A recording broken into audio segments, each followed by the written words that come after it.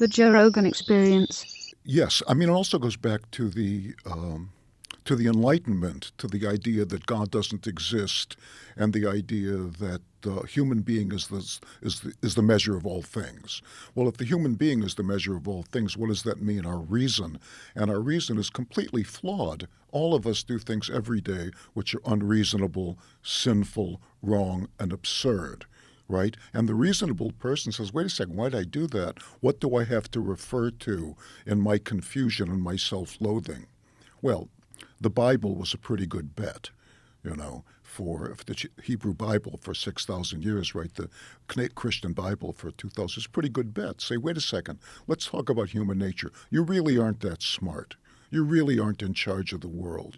You really aren't. Although you think you are, you think that because you're human. But God's in charge of the world, and there's a certain way things are. And if you'd like to get out of your wretched self-consciousness and self-delusion, you better get your ass into church. But don't you think that, when atheists talk about religion and they criticize organized religion and criticize the Bible, they talk about things that are in the Bible that seem preposterous, right? They talk about people rising from the dead and walking on water, particularly the Old Testament, right? Like, to use that as a guidebook for life, you have to kind of ignore some of the stuff that doesn't make sense. Well, don't you think? The Bible's a myth. Okay, the Bible, right. Especially the Christian Bible comes out of the Jewish Bible. It's a retelling of the story in a different way. But the Jewish Bible is a myth, and the myth is the myth of creation and the myth of human experience. So what it does is, chapter by chapter, story by story, it challenges us with disturbing and bizarre images, and it says, why don't you try to understand this? See if you can understand this. What does it really mean to escape from Egypt? Does it mean escaping from your inner Pharaoh? What does it really mean to part the Red Sea? So these stories are told. Any myth is a dramatic retelling of an underlying reality that can't be expressed rationally. Right? So the atheists say everything can be expressed rationally. For example, you know that the earth is burning up. You can tell that because sometimes things get warmer and sometimes things get colder. You can also tell that when things get colder, that's obviously because the earth is burning up, because the sun is melting the glaciers and the glaciers are raising the temperature. You can also tell, of course, that to be fair to everyone, children change sex. You know that, don't you?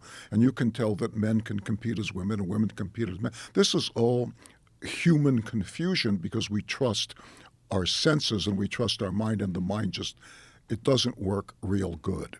We're very cunning, but we aren't very smart, human beings. And that's the message of the Bible.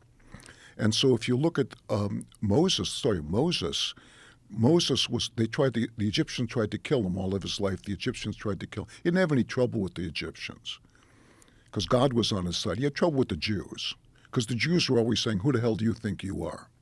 So all the Old Testament is the story of atheists, really, saying, who the hell do you think you are? So when you're talking about the Bible, right? And the lessons in the Bible, isn't part of the problem is that people translated it from ancient Hebrew to Latin to Greek and all these other languages, and then eventually to English. Like, a lot's lost along the way, right? And a lot is open to interpretation. Like, a lot of what we're talking about in these myths and stories that people take as factual occurrences, they probably were there's some sort of a lesson in the myth, some sort of allegory. There's things about these stories that probably have hints of truth. But isn't it hard to kind of decipher it all if you can't speak the mother language? That's a very good question. So I want to first let me ask you. Okay, I'm going to tell you a story. Okay. Okay. These two octopuses walk into a laundromat. Okay. See, that's what a myth is. I said two octopuses walk into a laundromat, and you didn't say, wait a second, octopuses can't walk and they wouldn't be in a laundromat. Well, I thought about it, but I'm being polite. So what you said is, yeah, tell me more. Okay. Well, I'm hoping there's a good joke. Okay, well, I'll get to that. But it's the same thing with the Bible is really two octopuses walk into a laundromat. So I'm going to tell you a story. I want you to suspend your disbelief because there's something in this story you might get a kick out of. There might be some wisdom in it. There might yes and might no. But if you listen as you would to a story, which the Bible is, it's a myth, rather than to a factual retelling, you might get a kick out of it. Now, as far as a translation goes, I can read the Bible in Hebrew. I started learning when I was 40. It's easy language. And there are a lot of mistranslations.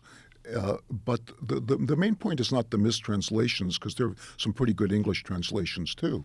But the main point is saying that doesn't make sense.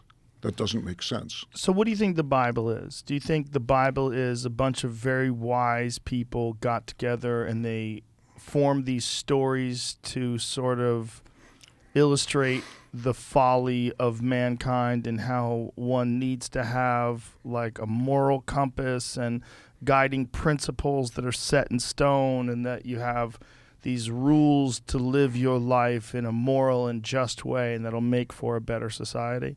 Like, what do you think the Bible actually is? Well, a friend of mine, a rabbi, was a Reform rabbi, was applying to get into an Orthodox yeshiva, an Orthodox college, and he's a Reform rabbi. So the guy says, you have very good credentials and you're very well learned. Do you think the Bible is literally the work of God? The rabbi says, no. So the guy says, well, is it possible? Rabbi says, yes. Guy says, okay, you're in. Right?